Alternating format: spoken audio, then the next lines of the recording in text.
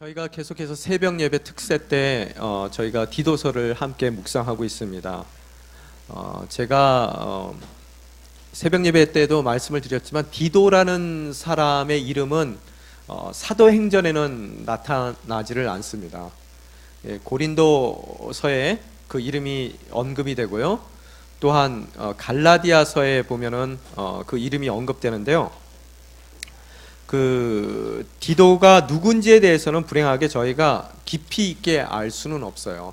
그렇지만 틀림없이 바울과 함께 바울의 이방 전도 여행 때 동역자로서 함께 끝까지 뛰어줬던 그런 인물 중에 하나라는 그런 믿음은 갖고 있습니다. 그리고 이 디도에 대해서 이야기를 나오는 것을 저희들이 살펴볼 때 디도가 아마도 바울의 전도 여행 중에 바울이 사도행전을 봤을 때 사도행전의 전도 여행이 몇 번 했다고 써 있죠? 예, 3번 했다고 써 있죠. 근데 그 3번 이후에 아마 또 다른 전도 여행을 했었던 거로 추정이 돼요. 그래서 3번의 전도 여행을 사도 바울이 마치고 나서 로마에 가게 되는데, 로마에 가서 어떤 일이 일어납니까? 로마에서 그가 체포당하게 되고, 또 그가 거기서 재판을 받다가 주님께서 로마에 가서 복음을 증거하라는 그런 음성을 그가 접하게 되고, 그래서 로마에 가기 위해서 그가 가이사에게, 시저에게 상소를 하게 되더라는 거예요. 그래서 그가 무죄 판결을 받고 예루살렘에서 풀려날 수도 있었음에도 불구하고 그는 이제 로마로 압송되게 되더라는 거예요. 여러분 그 얘기 잘 아시죠? 배를 타고 가다가 어떻게 돼요? 구브로섬 근처를 이렇게 피해서, 여러분 성경에 보면은 그 사도행전에 3개의 그 섬이 나오죠. 첫 번째 섬이 구브로섬입니다. 그죠? 1차 전도 여행 때도 구브로섬이 한번 나오게 되는데요. 지금 현재 이름으로는 사이프러스예요. 그 섬 이름이요. 사이프러스라는 섬을 통과해서 그가 소아시아에 복음을 증거하는 그런 이야기가 나온단 말이에요. 갈라디아 지방이라 그러죠. 그래서 그게 1차 전도 여행이고, 두 번째 구브로섬에 대한 이야기는 로마로 압송될 때 구브로섬 옆을 지나게 되더라는 거예요. 그래서 그들이 도착하게 된 섬이 이제 그라데 섬이라고 성경에는 한글 개역개정은 써 있는데, 오늘 여러분이 읽은 성경에도 크레타 섬이라고 나오죠. 그게 바로 그레데 섬이 나오는 것이고, 그곳에서 그 당시에 바울이 어때요? 유로굴라라는 광풍에 대한 느낌이 있었기 때문에 로마로 직접 가느니 미양이라는 곳에서 머물자라고 얘기했는데, 그 백부장과 선장이 그래도 움직여 가서 피닉스라는 곳에, 피닉스라는 다른 쪽에 크레테 섬에 두 큰 도시가 있는데, 한 도시는 미양이라는 도시고요, 또 다른 도시가 피닉스라는 도시인데, 그 피닉스에 가서 월동을 하기를 원해서 그들이 무리해서 항해를 하게 됩니다. 그래서 피닉스로 옮겨가는 그 사이에서 어떻게 돼요? 유로굴라라는 광풍을 만나게 되고, 그들의 배가 떠밀려 가는데 어디까지 떠밀려 가요? 그 멜리데 섬이라고 그러죠. 그게 몰타 섬이라고도 합니다. 몰타 섬, 시실리 섬의 바로 밑에 있는 몰타 섬까지 떠밀려가는 사건이 일어나게 되더라는 거예요. 그래서 그가 로마의 1차로 그 체류하게 되는, 구금되는 그런 1차 구금을 경험하게 되는 것으로서 우리 사도행전의 이야기는 끝이 나더라는 거예요. 근데 1차 구금 때는 어느 정도의 자유가 허락이 돼 있었던 것 같아요. 그래서 전셋집을 얻어서 그가 그래도 어느 정도의 자유를 갖고, 또 가이사의 그런 그 군사들과도, 그 로마 병정들에게도 복음을 증거할 수 있는 그런 기회가 있었던 것 같아요. 그 후에 우리 사도행전에는 표현이 되어 있지 않지만 그가 그 구금에서 풀려났었던 것 같아요. 그래서 풀려나서 전통에 의하면은 그가 스페인까지 가서 복음을 증거했다는 이야기도 있고요. 또한 그가 어떤 전통에 의하면은 그 당시에 영국에까지 가서 복음을 증거했다는 그런 이야기도 있습니다. 그가 생각할 수 있는 모든 땅끝까지 그가 아마 행했을 거라는 것은 틀림없을 것 같아요. 그렇듯 1차 구금이 끝난 이후에 그가 계속해서 지속적으로 복음을 증거하러 다닐 때 그 당시에 디모데와 디도를 데리고 가서 디모데는 그가 에베소 교회 감독으로 놔두게 되는 것이고, 또 디도는 지금 오늘 읽으신 내용과 같이 5절에 뭐라고 써 있습니까? 내가 그대를 크레타 섬에 남겨둔 까닭은, 그렇게 나오죠. 그래서 크레테 섬에 그 당시에 남겨뒀던 것 같아요. 1차 구금 이후에. 그래서 2차적으로 이 남겨둔 이후에 그가 어느 시점에 가서 로마에 다시 한번 구금이 되는 사건이 일어나요. 그게 아마 이 바울의 마지막 생애의 마지막 부분이었던 것 같아요. 그 당시에 네로가 폭정을 했을 때라 로마에 불이 났었고, 그 불난 것에 대한 모든 책임을 그리스도인들에게 전가를 했었고, 그래서 모든 그리스도인들이 핍박을 받고 있었던 때라, 그 당시에 구금이 됐을 때는 이제 전세집에 이렇게 갇혀 있는 것이 아니라 진짜로 로마 감옥에 갇혀 있었고, 그가 죽음을 기다리는 그런 내용들이 디모데 후서에 보면은 나오더라는 거예요. 그래서 겨울이 나기 전에 빨리 디모데에게 왔으면 좋겠다라는 이야기를 하면서 자기의 그 외투를 갖고 오라. 그만큼 그 안에서의 삶이 척박하더라는 거예요. 그리고 빨리 이 가죽으로 싸놓은 책을 갖고 오라, 성경을 갖고 오라는 이야기를 하거든요. 그러면서 그 자신의 그 죽음에 대한 그런 그림자를 그가 봤던 것 같아요. 그리고 이 내용들을 보게 되면은 많은 교회들이 1차 구금 때는 바울을 도왔던 것 같은데 2차 구금 때는 많은 교회들이 그를 외면했었던 모습을 우리들이 발견하게 됩니다. 그래서 여러분이 이 바울의 삶을 통해서 봤을 때, 또 예수님의 삶을 통해서 봤을 때 결코 예수님의 제자로서 그 삶을 뒤쫓는 그런 제자로서의 삶 자체가 그리 쉬운 삶은 아니라는 것이 이 성경을 통해서 우리가 알 수 있는 사실 중에 하나라는 거예요.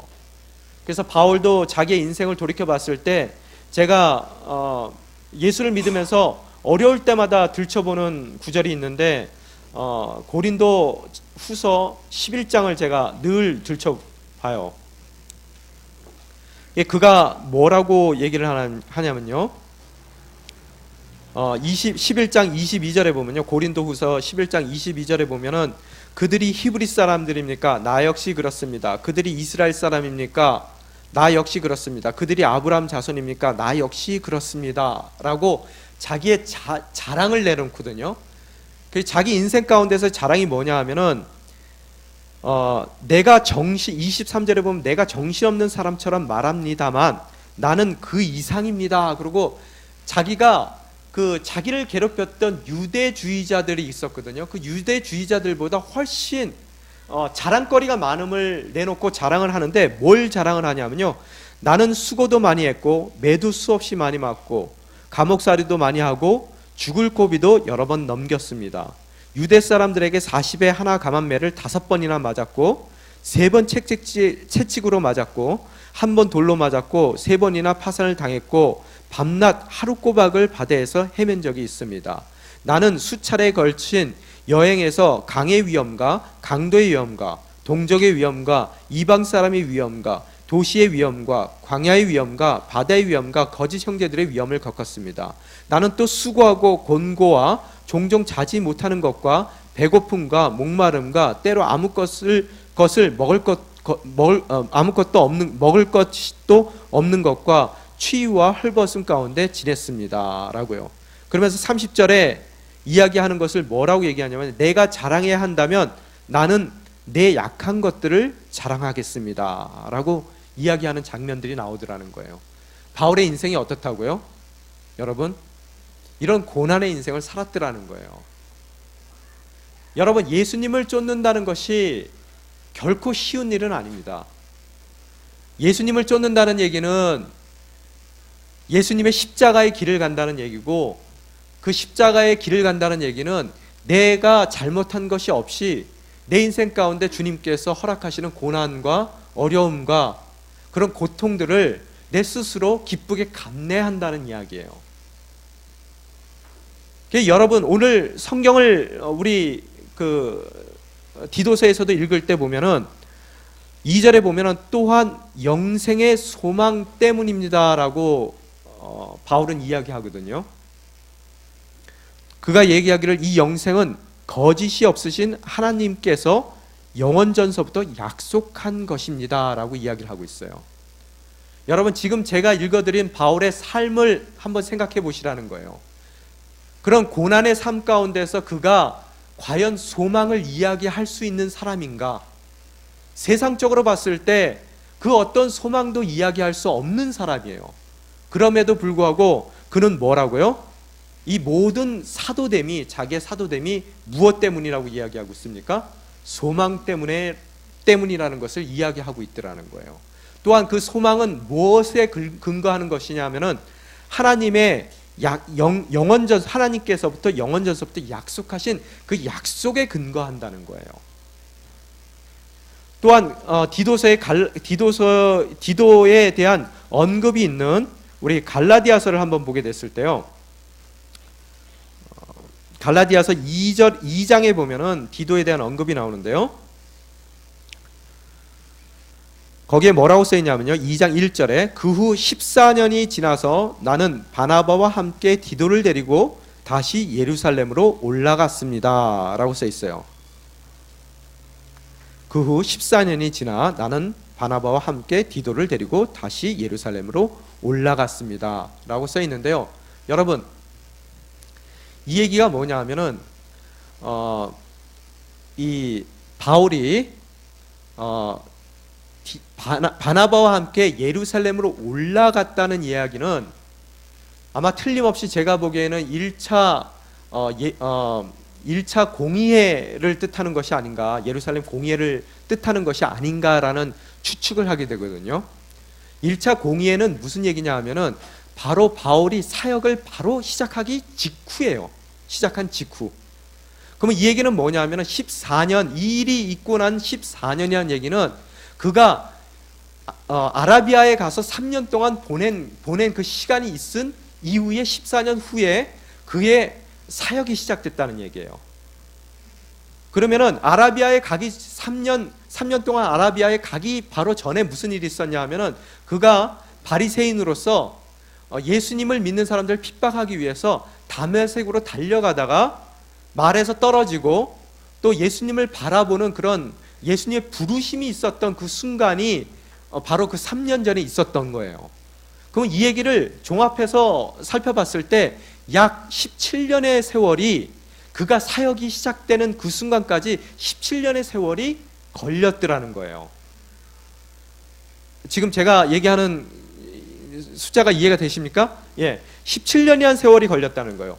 이 얘기는 뭐냐 하면은 하나님께서 바울을 불러주셨을 때 정말로 바울은 그랬을 거예요. 예수님께서 정말로 직접 자신에게 나타났을 때 그 예수님을 대면했을 때 나를 왜 핍박하느냐고 불러주시고 또 내 눈 가운데서 비늘 같은 것이 벗겨지는 그런 다마섹에서의 역사가 일어났을 때 하나님이 속으로 아마 그랬을 거예요. 하나님께서 나를 되게 크게 쓰시려는 모양이다. 그죠? 직접 나를 만나주시고 나를 불러주시고 또 나를 쓰시기를 원하시는 그런 하나님을 만나게 됐더라는 거예요. 그래서 그가 그 모든 바리새인으로서 갖고 있었던 모든 성경적인 지식이 다시 한번 그가 예수 그리스도를 믿는 사람으로 본어게인 된 것 같이 그의 지식이 모든 성경적인 지혜가 본어게인 되기 위해서 아마 그 아라비아로 가서 그곳에서 그가 3년 동안 자기가 갖고 있었던 모든 지식을 예수 중심적인 지식으로 다시 한번 모든 것이 어레인지 됐던 것 같아요. 리어레인지 됐었던 것 같아요. 그러면은 여러분 어떻습니까? 그러고 나서 모든 것이 준비가 돼서 실제적으로 전도에 나아갔을 때 이 초대교회에서 가장 쓰임받는 큰 인물이 돼야 되는 거 아니에요.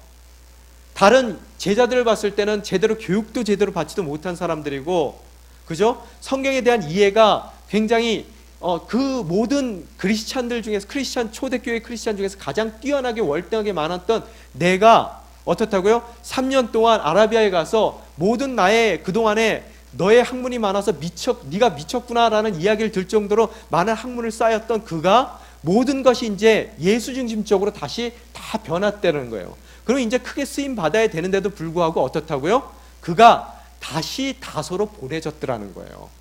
그 어떤 누구도 초대교회에서 그를 받아들이지 않았어요. 그 14년 정도까지, 아마 1년 정도를 뺀 다음에 한 10여 년 정도 동안 다소에서 그가 머물렀습니다. 그 다소에 있었던 기간에 대해서 성경이고 전통이고 바울에 대한 그런 이야기가 전혀 없어요. 왜 없을까요? 여러분, 왜 없을까요? 왜 전혀 그 바울에 대한 그 멘션이 없을까요? 아마 10여 년 동안, 10년이 넘는 세월 동안 아무것도 하지 않았었던 것 같아요. 자, 하나님의 방법을 여러분 잘 보셔야 됩니다. 저도요, 제가 신학을 해야 되겠다는 그런 생각을 갖고 꿈에 부풀어서 모든 것을 다 접어두고 신학 공부하려고 밴쿠버까지 이사를 왔어요. 그래서 밴쿠버에서 정말로 열심히 3년 동안 잠도 안 자고 공부를 했거든요. 학교를 다니는 동안에도 굉장히 학교에서 많은 다른 사람들에 비해서 너무나 많은 것들을 깨우칠 수 있는 그런 시간적인 그런 은혜의 시간도 제가 얻었어요. 너무너무 좋은 사람을 만나게 해주시고 모든 것이 예비되고 뭐 그런 시간을 보냈어요. 그래서 저는 신학교만 졸업하게 되면은 모든 것이 다 술술 풀릴 줄 알았다는 거예요. 신학교를 졸업하는 그 순간서부터 저에게도 다소에서의 10년이 있더라는 거예요. 정말로 잃어버린 10년이 있습니다. 제가 이 이야기를 왜 드리냐 하면요, 여러분 인생 가운데서도 예수님께서 여러분을 불러주시는 시점이 있더라는 거예요. 그 부르심이 너무나 명확해요. 또 날 불러주셨기 때문에 예수님께서 그 불러주신 그 일을 통해서 그분께서 원대한 꿈을 이루어 나가시는 그 주역이 될 거라고 생각하거든요. 그렇지만 어떻다고요?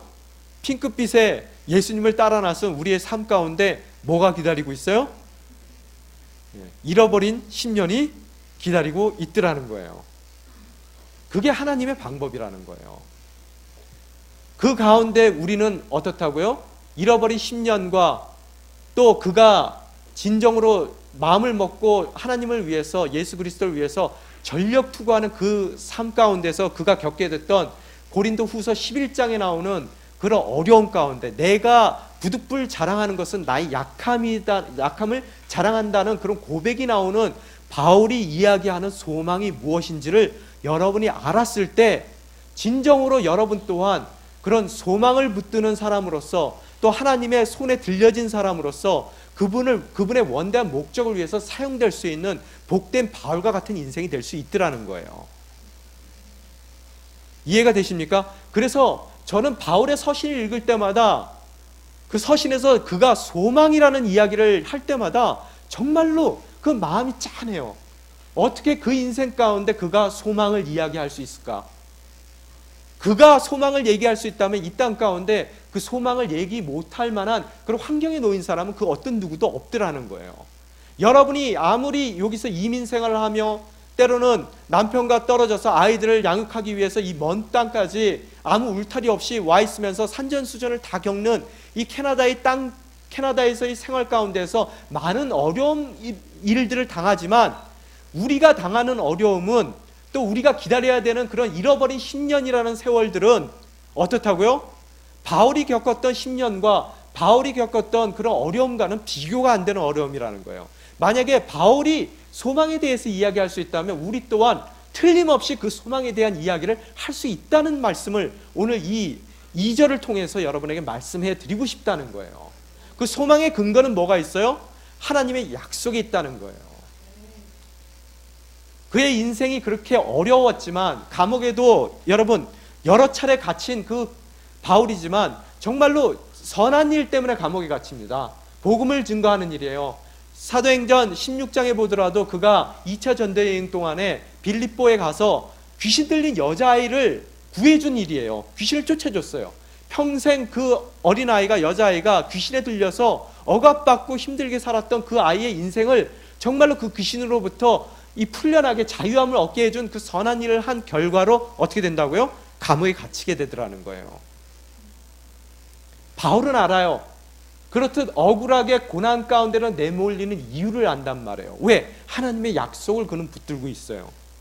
하나님께서는 그를 사용해서 정말로 이 땅 가운데 원하시는 십자가의 구원을 이루고 싶으신 거예요.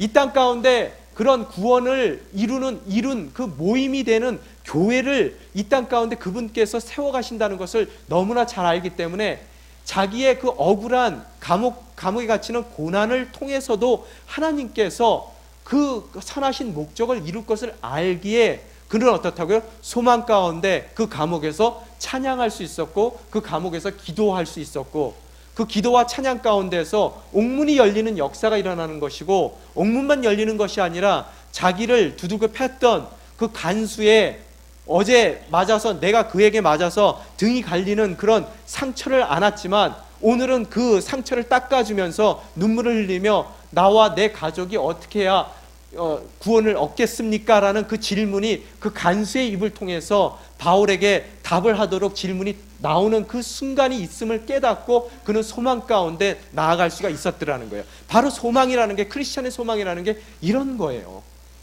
오늘 여러분이 어떠한 연유에서든 캐나다 땅까지 오실 때는 여러분이 희망의 부풀어 오셨을 거예요.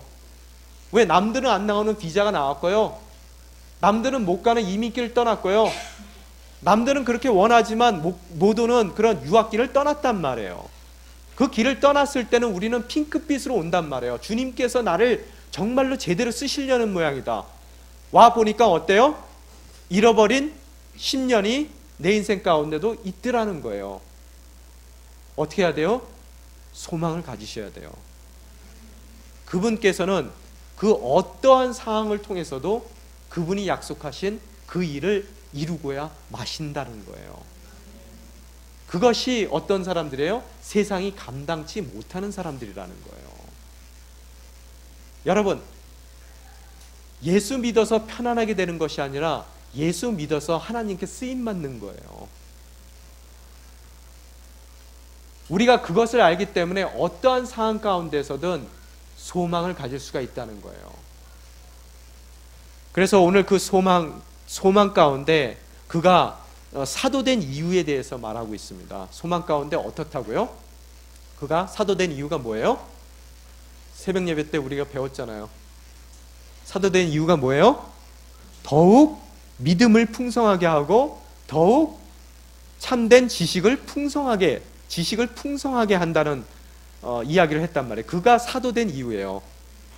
여러분, 항상 바울은 자기를 설명할 때 첫 번째 나오는 말이 하나님의 종이라는 얘기가 나와요. 예수 그리스도의 종. 그죠? 그래서 항상 여러분이 깨달으셔야 될 게 뭐냐 하면은 종은 자기의 의지가 없습니다. 그 당시에 노예가 로마 제국의 로마 시민의 4배가 넘는 로마 시민의 4배가 넘는 그런 노예가 있었어요. 많은 노예들이 굉장히 어려운 삶을 살고 있었습니다. 나중에 우리 내일 본문에도 모레 본문에도 보면은 노예에 대한 얘기가 나오거든요. 이 디도서에서도요. 그렇지만 그 노예들이 정말로 주인이 시키는 대로 살 수밖에 없는 자기 의지와 자기 소유가 자기 인생조차도 자기가 어쩔 수 없는 그런 노예로서의 삶을 늘 보고 봤던 이 사도 바울이 자기의 자신을 얘기했을 때 뭐라고 설명을 한다고요? 종이라고 이야기를 하더라는 거예요. 노예입니다. 예수의 노예라고 얘기를 하면서 그가 또한 그 자신을 소개했을 때 빠지지 않는 것이 사도됨을 이야기하고 있더라는 거예요. 자신의 사도됨. 왜 그런 줄 아세요? 왜 늘 자기가 사도라는 것을 그가 이야기하고 있는 줄 아세요?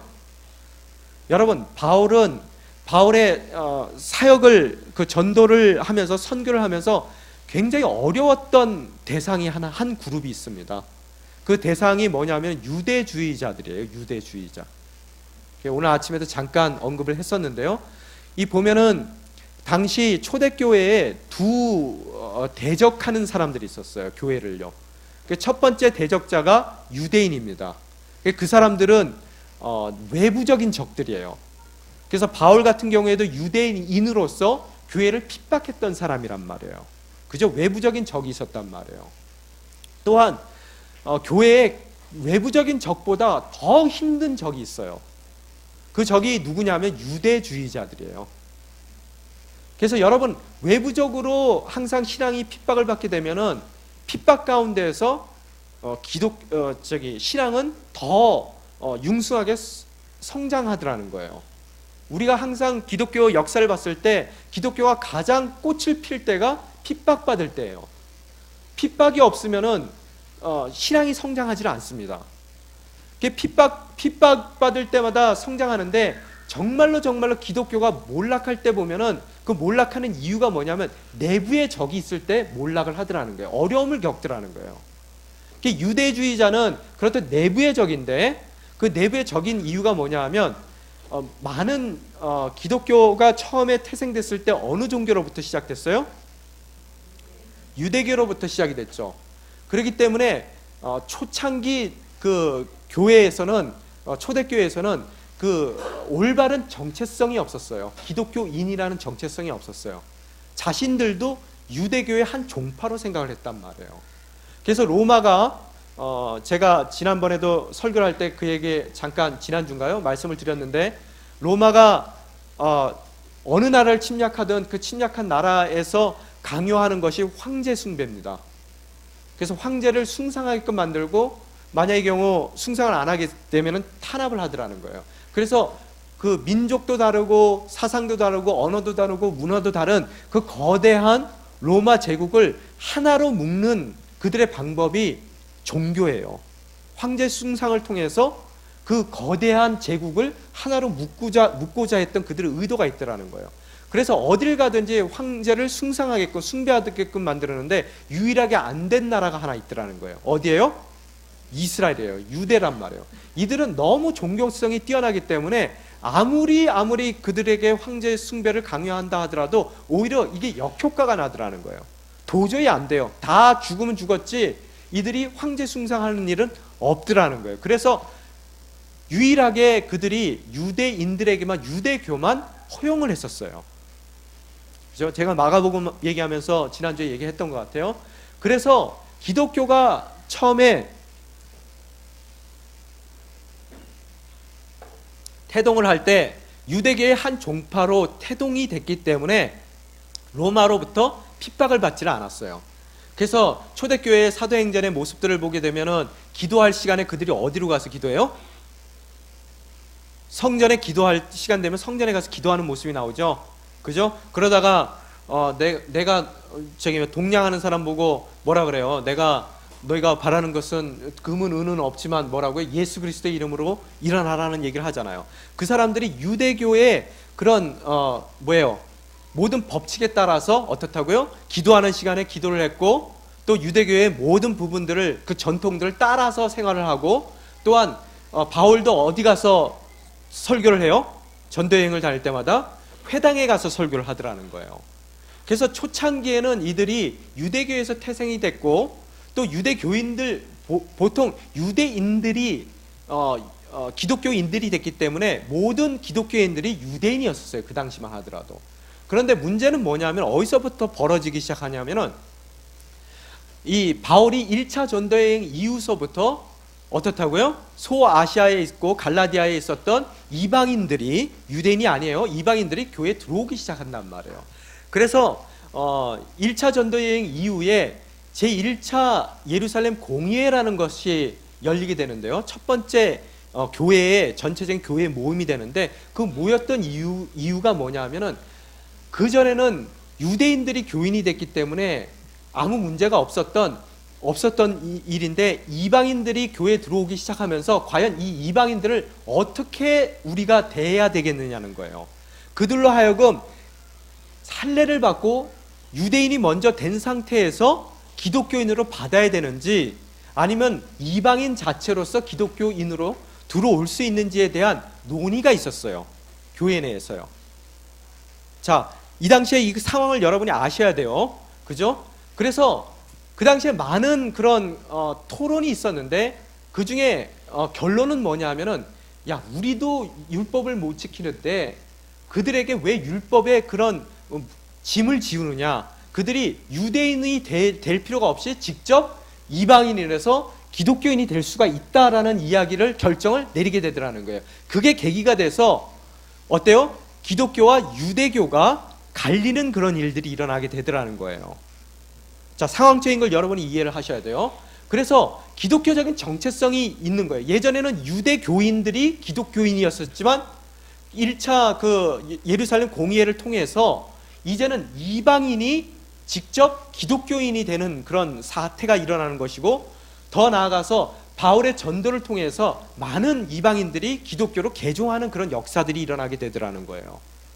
자, 그런 배경 가운데서 어떤 일이 일어나냐면, 아직까지 예루살렘 공의회에서 결정된 그 내용에 찬성을 하지 않고 기독교인들 중에서, 유대인으로서 기독교로 개종한 사람들 중에서 아직까지 모든 이방인이 먼저 유대인이 돼야 된다고 주장했던 사람들이 있어요. 그래서 할례를 받아야 되고요, 또한 그들이 모든 유대인들의 절기를 지켜야 되고요, 또한 그들이, 유대인들이 특히 먹지 말아야 되는 것, 뭐 먹지 말아야 돼요?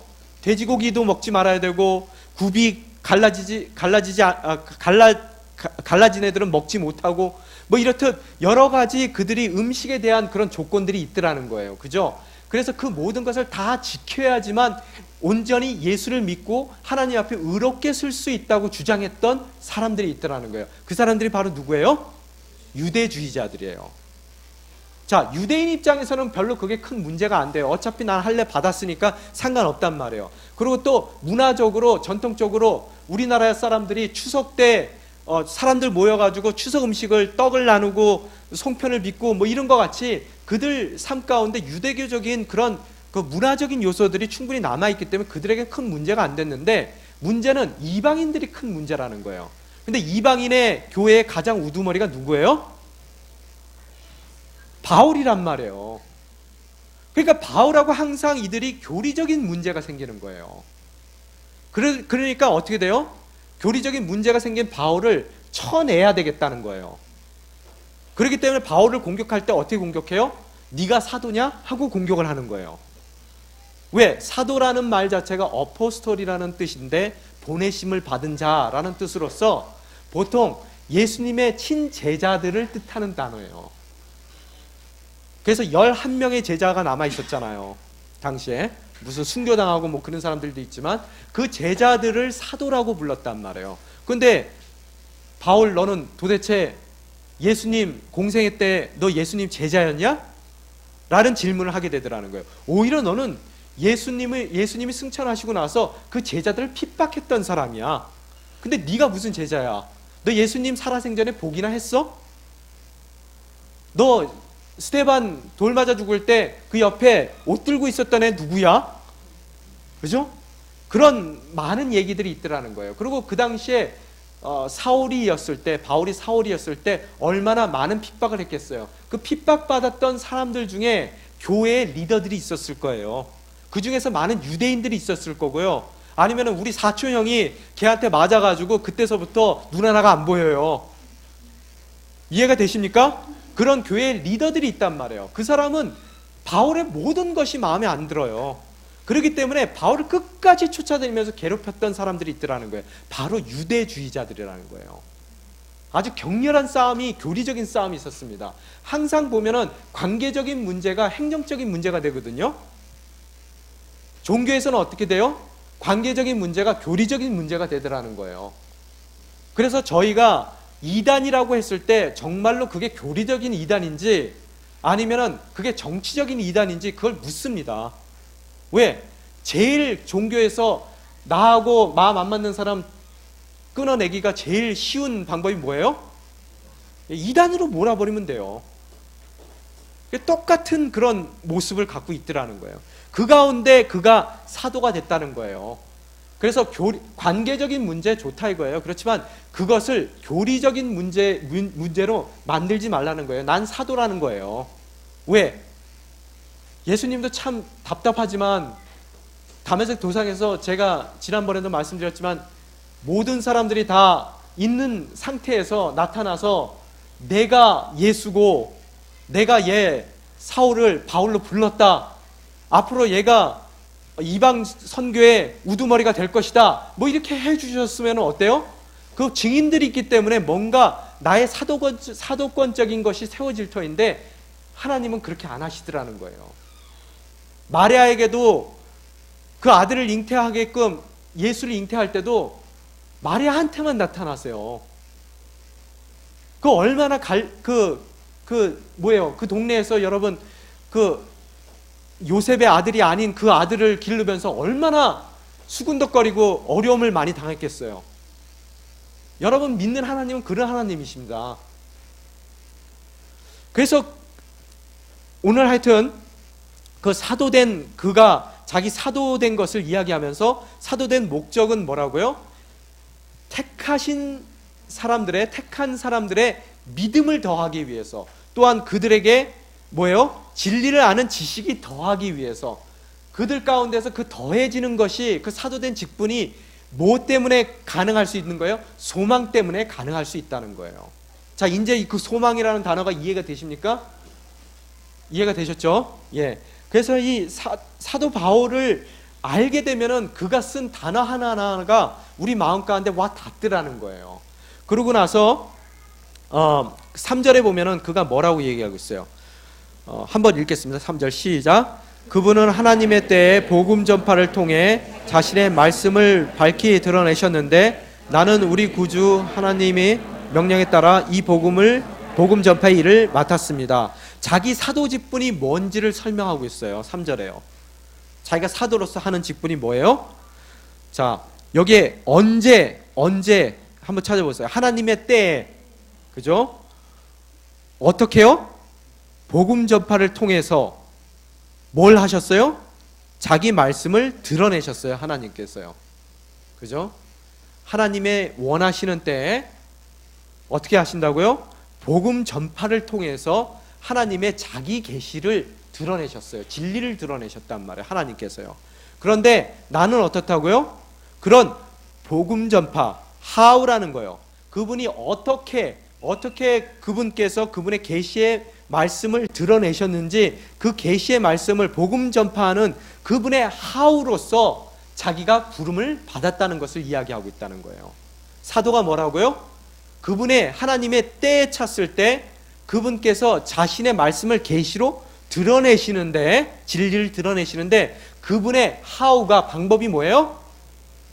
복음 전파를 통해서 그것을 드러내셨다고 말씀하시는데, 자기의 사도로서의 직분이 뭐라고요? 그런 하나님의 how로서 자기가 사용되더라는 거예요.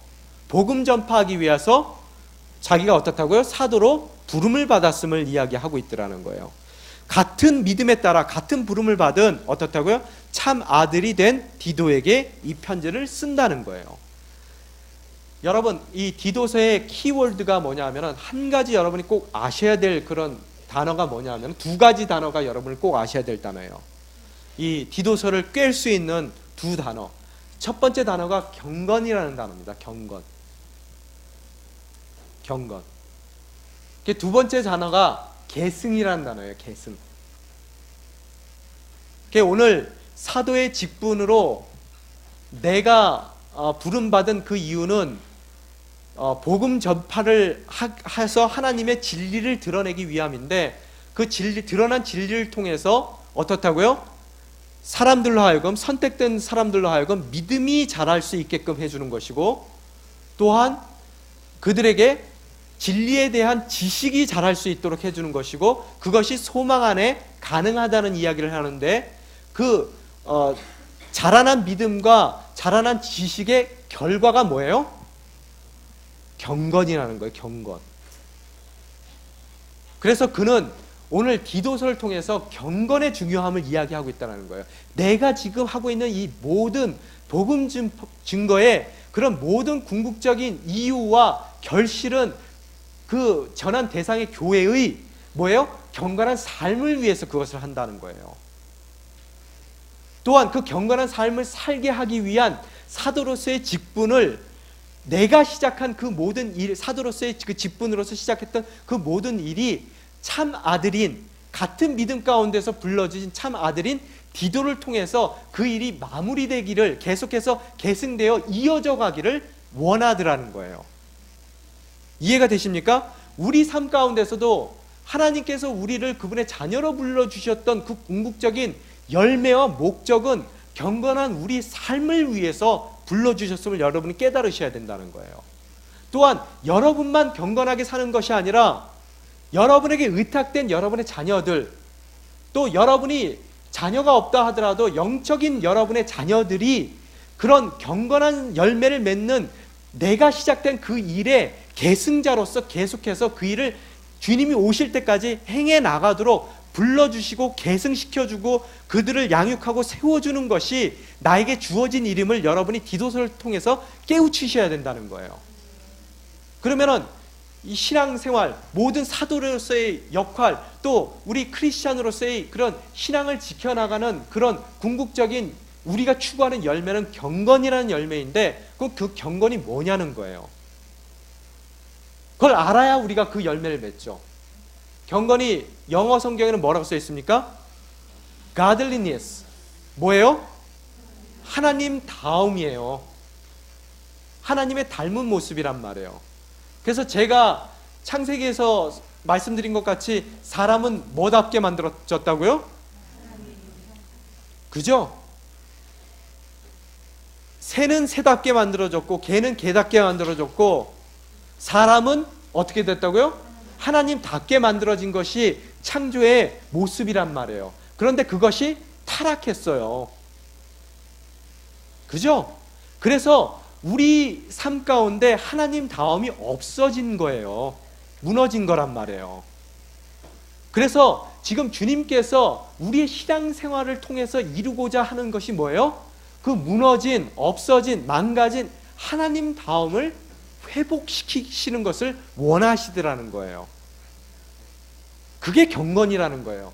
우리 삶 가운데 그런 하나님다움이 회복되어지는 것이 바로 복음을 통해서 그분께서 드러내고자 하는 그런 그분의 의도인 것이고, 그 의도를 이루어 나가기 위하여 우리는 더 큰 믿음을 가져야 되는 것이고 더 큰 참 지식을 가져야 되는 것이고, 소망 가운데서 그것이 이루어지기를 고대하고 기다려야 되는 것인데, 그것이 사도 바울이 자기가 의도했던 일이고 또 그가 계승했던 디도를 통해서 또 이루고자 했던 그 목적이 바로 하나님다운 그 형상의 회복이라는 거예요.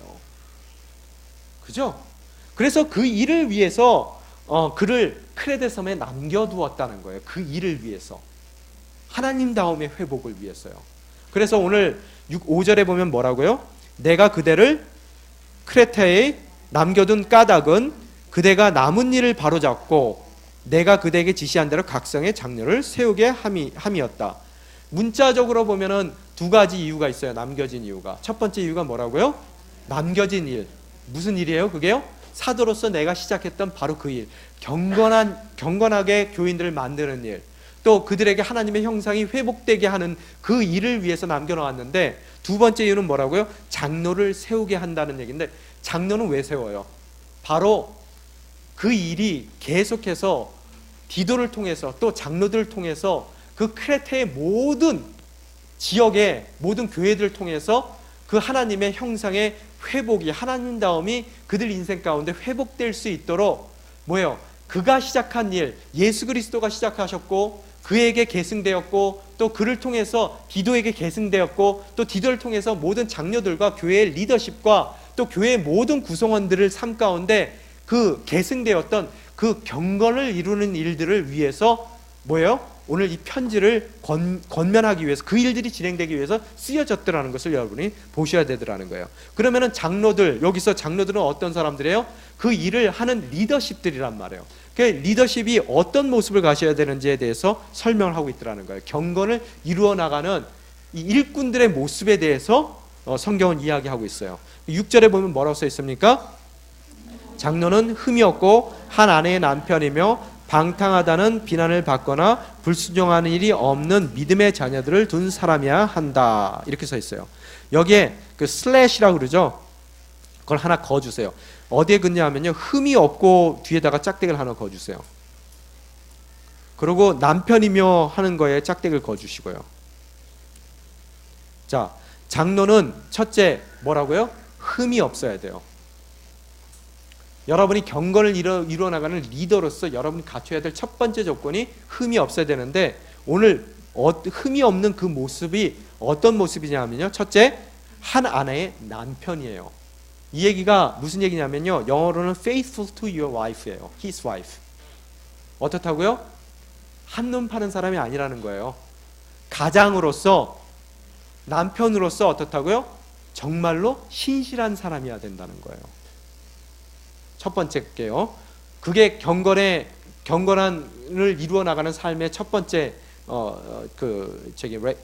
requirement예요. 두 번째 requirement가 뭐예요? 믿음의 자녀를 둔 사람이에요. 근데 그 믿음의 자녀의 모습은 어떤 모습이에요? 방탕하다는 비난을 받지 않아야 되는 거고요. 또 불순종하는 일이 없는 그런 자녀를 둬야 돼요. 자, 교회에 그냥 교인으로는 누구든지 예수를 믿으면 살 수가 있지만, 교인이 될 수가 있지만, 교회 리더십으로 되기 위해서는 어떻게 해야 된다고요? 흠이 없는 사람이 돼야 되는데, 그 흠 없는 첫 번째 조건이 뭐라고요? 예, 한 여인의 남편이어야 된다고요. 근데 그 얘기는 뭐라고요? 신실한 남편, 신실한 아빠. 그죠? 또한 두 번째 뭐가 돼야 돼요? 아내와의 관계에서는 신실함이 있어야 되고, 또 자녀와의 관계 가운데서는 어떻다고요? 자녀들이 어떻다고요? 예, 믿음의 자녀여야 돼요. 교회를 다니고 하나님에 대한 신앙이 있어야 돼요. 그런데 어떤 그들의 그들 자녀의 모습 가운데서 어떤 게 없어야 돼요? 방탕하다는 비난받는 일이 없어야 되는 것이고, 또 불순종한다는 이야기를 들어서는 안 된단 말이에요. 그러면 여러분이 어떻게 기도하셔야 돼요? 여러분의 자녀를 놓고 기도하실 때 어떻게 하셔야 돼요? 자, 여러분의 기도의 제목들이 나옵니다. 여기서요. 여러분의 남편에 대해서 기도할 때는 어떤 기도가 나와야 돼요? 또한 감독은 어떻다고요? 감독은 하나님의 청지기로서 어떻다고요? 흠이 없고 라고 나와요. 위에 흠이 없고 아래 흠이 없고예요. 그죠? 흠 없는 장로로서, 여기 장로교와 그 감리교 계통하고 지금 오늘 본문을 바라보는 눈이 달라요. 장로교에서는 이 장로라는 얘기하고 감독이라는 얘기하고 동일한 단어로 봐요. 그래서 모든 것이 장로의 조건입니다. 그렇지만 감리교를 갖다가 감독제라고 그러잖아요. 감독제. 거기는 비숍이 있습니다. 그래서 거기서는 이 장로들보다 하나 위에 비숍이 있다고 생각을 해요. 그 감독이 있다고 생각해요. 그래서 그 감독의 조건에 대해서 얘기하고 있어요. 그거는 누구든지 어떤 것이 맞는지는 저도 잘 모르겠습니다. 여러 해석이 가능한 거예요. 그런데 장로교에서는 하여튼 이게 같은 거로 보는데, 그런데 이렇게 오늘 레이아웃을 보면은 좀 감독이 다른 것일 수 있다는 느낌은 들어요. 왜? 위에 것도 장로는 흠이 없어야 된다, 감독은 흠이 없어야 된다. 흠 없는 이유가 뭐예요? 없는 모습이 뭐예요? 한 아내의 남편이었고 또 믿는 자녀들의 아버지다. 그 다음에 감독은 어떻게 됐다고요? 흠이 없어야 되는데 그 흠 없는 것을 부정적으로 먼저 표현을 하고요. 7절에요. 그 다음에 8절과 9절에 긍정적으로 표현을 해요. 흠이 없다는 것이, 감독으로서 흠이 없는 모습을 긍정적으로 부정적으로 먼저 표현하고 긍정적으로 표현하더라는 거예요. 여기에 보면은 여러분 7절에 보면은 영문에 보면은요, 여러분 영문 성경 갖고 계시죠? 거기에 여러분 이 하반절에 보면은 이렇게 계속 반복되는 단어가 하나 나와요. 뭐가 나와요? not이 나오죠? 계속해서 not 하고 나온단 말이에요. blameless, must be blameless 해놓고 그 하이픈 긴 게 있단 말이에요. 그래서 blameless가 아닌 부분이, blameless가 되는 그런 조건이 뭔지에 대해서 설명이 되어 있는 거예요. 리스트업이 되어 있는 거예요. 그래서 거기에 첫 번째 게 뭐냐 하면은 부정적인 거예요. 이거는요, 부정적인 부분에서 이런 것이 없어야지만 흠이 없는 사람이라는 거예요. 뭐예요? 첫 번째, 고집대로 하지 않으며. 자, 교회 리더십이 되기 위해서는 어떻게 해야 돼요? 고집이 없어야 됩니다.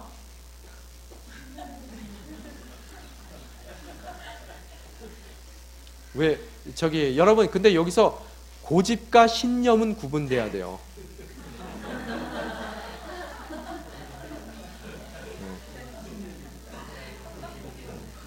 그죠? 자, 신념은 뭡니까? 신념은 뭐예요? 하나님이 주시는 고집이에요. 여러분, 항상 좋은 게 있고 나쁜 게 있어요. 화낸다 그러면 다 나쁜 거예요? 아니죠? 제가 늘 말씀드린 거 있죠? 타락한 뭐예요? 화는 사람을 죽여요. 그런데 예수님도 화내십니다. 하나님도 화내세요. 고집도 신념이 타락하면 고집이 되는 거예요. 나의 주장이면은 그것은 고집입니다. 그렇지만 하나님의 주장은 뭐라고요? 신념이에요. 그래서 여러분이 기도하실 때마다 무슨 기도가 있어야 돼요? 제가 주장하는 이것이 하나님의 주장이기를 원합니다. 만약에 이게 나의 개인적인 주장이라면 그 고집을 꺾을 수 있는 용기를 주소서. 여러분이 기도하셔야 된다는 거예요. 그죠? 여러분, 고집 센 사람들이 이렇게 모여있으면 어떻게 돼요? 서로 죽이고 싸우고 난리가 납니다. 왜? 양보가 안 돼요. 하나님이 주신 신념이 있는 사람들이 모이면 어떻게 돼요? 그림이 그려지죠? 바로 그 얘기라는 거예요. 그래서 우리가 예수 믿어서 옛사람이 죽고 새사람을 거듭나는 게 우리만 거듭나는 것이 아니라 우리의 화가 거듭나야 되는 것이고요. 또 우리의 고집이 거듭나야 되는 거예요. 그래서 그런 고집이 없어야 되는 것이 흠이 없는 거고요. 그 다음에 어떻다고요? 쉽게 화를 내지 않으며. 화 안 낸다는 얘기가 아닙니다. 올바른 화를 내셔야 돼요. 그걸 갖다가 우리나라 좋은 말로 의분이라는 게 있잖아요. 이런 것에 분을 내셔야 된단 말이에요. 왜? 분이라는 게 제가 뭐라 그랬어요? 화를 내는 게 에너지라 그랬잖아요.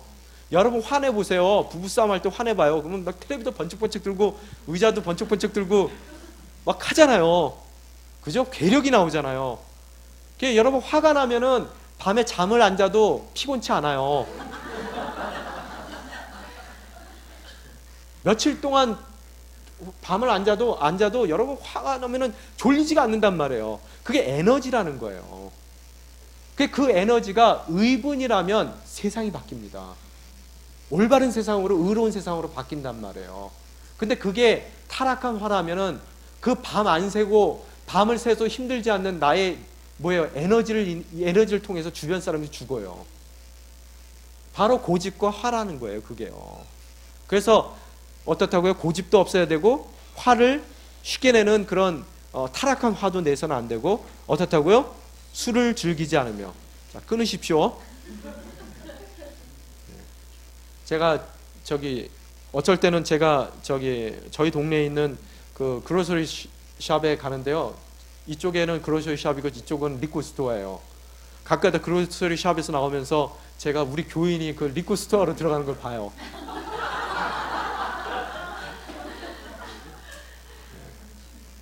술을 끊으십시오. 누군지는 제가 얘기 안 하겠습니다.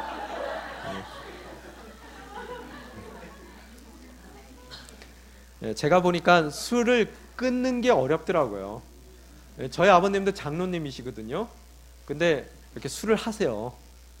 술을 하시는데 평생 드셨던 것이라 못 끊으시더라고요. 근데 큰 수술을 하시니까 끊으셨더라고요.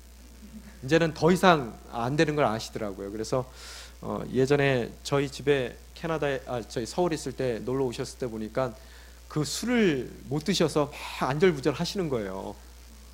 그러더니 저랑 장 보러 갔는데 소주를 한 병 사갖고 오시더라고요. 그래서 계산하는데 여기 놓으세요, 계산하게요. 그랬더니 야, 그래도 목사한테 어떻게 내가 술값을 계산하라고. 그러더니 따로 계산을 하시더라고요, 그걸로.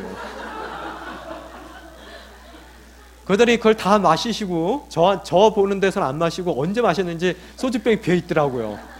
다 마시고 나서 제가 이제 그 병을 갖다가 재활용하는데 갖다 버리려고 들고 나가려고 그랬더니 뺐더라고요, 또. 그러더니 야, 목사가 술병 들고 나가다가 교인이 보면 어떡하겠니 그러는 거예요. 그러더니 본인이 직접 그거 들고 가서 갖다 버리시더라고요. 여러분, 술을 즐겨하지 마시기 바랍니다. 그 부끄러움을 당할 수가 있어요. 그죠?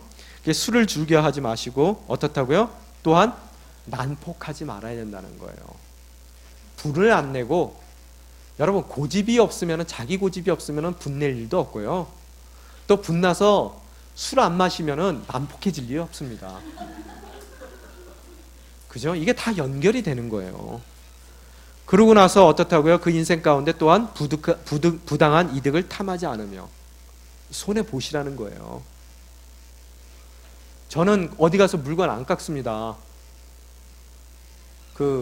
특히 제가 목사인 줄 아는 데 가서는 절대로 물건 안 깎아요. 달라는 데 다 주고 사요. 어쩔 때는 바가지 쓸 경우도 있어요. 그래도 나오면서 그래요. 에이, 그래.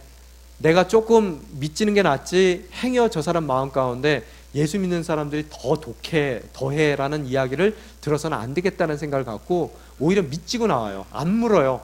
그래서요. 그러고 나옵니다. 이제 부당한 이득을 탐하지 말아야 된다는 거예요. 그죠? 더 예수 믿기 때문에 우리가 저 사람은 어떻다고요? 안 봐도 돼. 100% 그런 말이 돼야 된단 말이에요. 그래서 서울에서 사업하시는 분 치고 굉장히 정말로 기독교인으로서 사업하는 게 어려운 분들 많으시거든요. 그분들 삶 가운데 정말로 그들이 처음에는 어렵지만 나중에는 뭐라 그래요? 다들 저 사람 믿을 수 있어 라는 이야기를 들었을 때 정말로 더 하나님께서 갑절로 부어주시는 은혜가 있더라는 거예요. 그러고 나서 이제는 요거는 흠이 없는 삶을 살기 위한 부정적인 그런 없어야 되는 그런 네게티브한 것들의 리스트였었어요. 이제 뭐라고요? 8절에 보면 오히려 rather 그렇게 하고 나온단 말이에요. 오히려 이건 이제 있어야 될 것들이에요. 어떻게 있어야 돼요? 나그네를 잘 대접하고. 꼭 들으십시오. 나그네 어떻게 한다고요? 우리 밴쿠버에 손님이 오시면은 우리 교회는 어떤 교회가 돼야 돼요? 서로 그 사람을 못 데려가서 안달이 나는 교회가 돼야 돼요. 그죠? 누구네 집에서 잔대. 그리고 서로 이렇게 눈치 보시면서 빼는 게 아니라요. 그죠? 그리고 어떤 걸 좋아해요? 선한 것을 좋아하고, 항상 선한 것을 좋아하고, 또 어떤 것이 있어야 돼요? 분별력이 있으며, 의로우며, 경건하며, 자제하며. 이것들은 긍정적으로 우리가 취해야 될 모습들이라는 거예요. 그러고 나서 어떻다고요? 배운 대로 중요한 얘기예요. 이게 굉장히 중요한 얘기입니다. 지금 앞으로 이 디도서를 통해서 가장 중요한 말씀이에요. 이 얘기가요. 9절에 배운 대로 한꺼번에 같이 읽겠습니다. 시작. 배운 대로 신실한 말씀을 굳게 지키는 사람이야 할 것이다. 이는 그가 바른 교훈으로 권면하며 반대하는 사람들을 꼼짝 못하게 할 수 있도록 하려는 것이다. 어떻다고요? 그 배운 그 말씀을, 하나님의 말씀을 굳게 삶 가운데 실천하는 사람이 되어야 된다는 거예요. 경건한 삶이에요. 이게 그 삶을 실천했을 때, 경건한 삶을 살았을 때 그 경건한 삶이 어떻게 된다고요? 그가 바른 교훈으로 권면하면, 그런 경건한 삶이 있는 내가 권면하는 그 권면의 말은 어떻게 된다고요? 바른 교훈을 권면했을 때 다른 사람들이 더 용기를 받고 그 일에 더 열심을 내게 된다는 거예요. 긍정적으로는요. 그런데 어떻다고요? 나를 그래도 반대하는 사람이 있어요. 힘들게 하는 사람들이 있거든요. 그 사람들에게는 뭐라고요? 나의 그 경건한 삶이, 그런 말씀을 굳건히 인생 가운데서 지키는 그 경건한 삶이 그들로 하여금 나를 비난하는 그 말 가운데서, 그들이 말하고 나를 어렵게 하는 그 사람들이 꼼짝 못하게 된다는 거예요. 그걸로요. 부끄럽게 된다는 거예요. 얼마나 멋진 인생입니까? 내가 입을 열 때마다 나와 같은 방향에 서 있는 사람들은 다 권면받아요. 나도 저렇게 살아야지. 그리고 나를 정말로 싫어해서 반대하고 나를 어렵게 하는 사람들이 내 앞에 오게 되면은 그런 경건한 나의 삶 때문에 그가 꼼짝 못하게 된다는 거예요. 이게 뭡니까? 악을 선으로 이기는 방법이에요. 여러분, 경건은 그래서 능력입니다. 거룩은 능력이에요. 우리가 능력이 없는 이유가 뭔지 아세요? 교회가 능력이 없는 이유가 뭔지 아세요? 우리가 형식들은 있어요. 종교적인 형식들은 다 갖추어 있는데 어떻다고요? 우리 삶 가운데 그 말씀을 굳건히 지키는 경건의 삶이 없기 때문에 우리가 능력이 없는 거예요. 오늘 이 시간 우리는 다짐하며 나아가길 원합니다. 결단하길 원해요. 어떤 삶이요? 경건한 삶을 이루어가기를 원합니다. 또한 우리가 아는 것으로 끝나는 것이 아니라 우리 삶 가운데 정말로 그 모든 배운 것들을 삶 가운데 굳건히 지켜나가는 경건한 삶을 통해서 정말로 많은 사람들에게 권면이 되고 또 우리를 반대하는 사람들을 침묵하게 하는 능력의 인생이 될 수 있도록 주님 저희를 붙들어 주시옵소서. 이 시간 함께 기도하며 나아가길 원합니다. 또한 저희들 인생 가운데서 흠없는 인생이 될 수 있게 도와주시옵소서. 신실한 남편이 될 수 있게 도와주시옵시며 또한 우리의 자녀들이 믿음의 자녀들이 될 수 있게 도와주시옵소서. 또 방탕한 그런 비난을 받지 않고 불순종하는 일이 없는 그런 믿음의 자손들이 될 수 있도록 그들의 삶을 붙들어 주시옵소서. 또한 이 시간 간구하건대 저희 가운데 있는 모든 고집들 내려놓을 수 있는 마음을 허락하여 주시옵시며 쓸데없는 화를 내는 그런 인생이 되지 않게 도와주시옵시며 또한 주님 난폭하지 않는 인생 또 부당한 이득을 취하지 않는 복된 그런 주님의 일꾼으로서의 삶을 살아낼 수 있도록 이 시간 저희를 정말 그 말씀 가운데 허락하신 그 모든 진리를 저희 삶 가운데 굳건히 지켜나가는 아름다운 그런 경건의 사람들이 될 수 있게 도와주시옵소서. 저희의 경건이 능력되기를 원합니다. 능력 있는 저희의 삶을 통해서 당신께서 원하시는 그 모든 것을 이루어드릴 수 있는 복된 인생이 될 수 있도록 이 시간 묶어 주시옵소서. 함께 기도하며 나아가시겠습니다. 아버지 하나님 감사합니다.